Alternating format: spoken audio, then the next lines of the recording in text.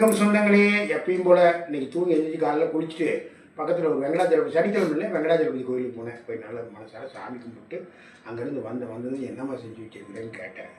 எது இருந்தாலும் நான் சாப்பிடுவேன், இதுதான் நீ செஞ்சு வைக்கணும்னு நான் சொல்லிட்டுலாம் போக மாட்டேன். ஆனால் அந்த அம்மாவே இத்தனை வருஷமாக எனக்கு என்ன பிடிக்கும், நான் என்ன சாப்பிடுவேன்னு அவங்களா செஞ்சு வச்சுருவாங்க. அப்படி செஞ்சு வச்சது தான் இந்த ப்ளைன் தோசை. இது பாருங்கள், அவ்வளோ அருமையாக சுட்டிருப்பாங்க. மொறுன்னு இருக்கும். தான் மொறுன்னு அவ்வளோ அருமையாக இருக்கும். எனக்கு நெய்யெல்லாம் பிடிக்காது. நான் எப்பவுமே சின்ன வயசுலேருந்து நெய் சாப்பிட மாட்டேன். இதுக்கு சட்னி, இது நல்லா கெட்டி சட்னின்னு வைங்களேன்.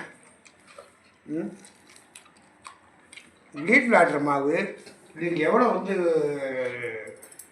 வெந்தயம் போடணுங்களோ அந்த அம்மாவுக்கு தெரியும். அதனால் அந்த அம்மா அவ்வளோ அருமையாக மாவாட்டி வச்சுருப்பாங்க. அற்புதமாக இருக்கும். இது ரொம்ப டேஸ்ட்டாக இருக்குது. வாங்க சாப்பிட்லாம். நீங்கள் யார் இன்றைக்கி என்ன கடையில் சாப்பிட்டீங்கிறத கமெண்ட்டை சொல்லுங்கள். இந்த மாதிரி ப்ளைன் தோசை உங்களுக்குலாம் பிடிக்குமாங்கிறது, பிடிக்காது யாருக்கு இருக்காது, பிடிக்குமாங்கிறத நீங்கள் சொல்லுங்கள். நாளைக்கு வேறு ஒரு காலை டிஃபனோட உங்களை நான் சந்திக்கிறேன். அதுவரை உங்கள்கிட்ட வரும்போது உங்கள் ஐயா. வணக்கம் சொந்தங்களே, தினம் ஒரு தகவலில் உங்களை சந்திக்கிறதுல ரொம்ப மகிழ்ச்சி அடைகிறேன். இன்றைக்கி நான் சொல்ல போகிற விஷயம் என்ன அப்படின்னா, நைட்டு பார்த்தீங்கன்னா நிறைய பேர் செல்லு பார்ப்பாங்க. மணி 12 மணி வரைக்கும், இல்லை 1 மணி வரைக்கும், 10 மணி வரைக்கும், 11 மணி வரைக்கும் செல்லு பார்ப்பாங்க. பார்த்துட்டு படுத்தாங்கன்னா தூக்கமே வராது. பிறண்டு படுப்பாங்க. கொஞ்சம் வயசானவங்களுக்கு அவங்க செல்லே பார்க்கணும்னா தூக்கமே வராது. 2 மணி நேரம், 3 மணி நேரம், 4 மணி நேரம், சில சமயம் 2 மணிக்கு மேலே தான் தூக்கம் வரும். இது எதுக்கு நான் இதை சொல்கிறேன்னா, இந்த வேதனையை நானும் அனுபவித்தேன். இதுக்கு என்ன தான் முடிவு? தூக்க மாத்திரையே சாப்பிட்டுட்டு வந்தோம்னா அது நரம்புகள் தான் ஸ்பாயில் ஆகும். சரிண்ணா, அந்த மாதிரி நம்ம தூக்க மாத்திரையே சாப்பிடக்கூடாது, மாத்திரை சாப்பிடக்கூடாது. மாத்திரை சாப்பிடாம இதுக்கு என்ன தீர்வுன்னு நான் யோசிச்சு பண்ண பார்த்தா எனக்கு சொல்லிக் கொடுத்தாங்க இந்த முத்திரை.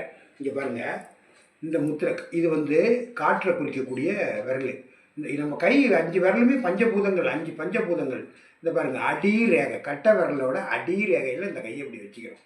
வச்சுக்கிட்டோமா பாருங்கள், இப்படி நல்லா வச்சுக்கிட்டு தான் இதை நடுப்பகுதியில், இதில் நடுப்பகுதி இருக்குல்ல, இந்த பகுதியில் வச்சு இந்த கட்டை விரலை வச்சு இப்படி லாக் பண்ணிவிட்டு இந்த 3 விரலும் இப்படி.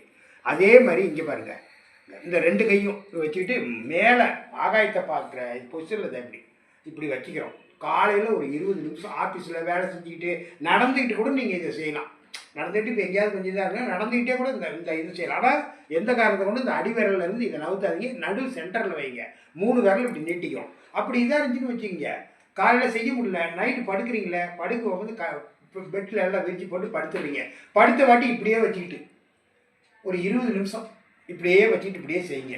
இப்படி வச்சுக்கிட்டு செய்யுங்க. செஞ்சு இப்படியே வச்சுக்கிட்டு செஞ்சீங்கன்னா இது என்ன ஆகும் அப்படின்னா, நீங்கள் அப்படி செய்யவே உங்களுக்கு தூக்கம் அப்படியே இதாகும். இதில் தான் வருமா அப்படின்னு நான் இது பண்ணாதீங்க. ஏன்னா நான் இதை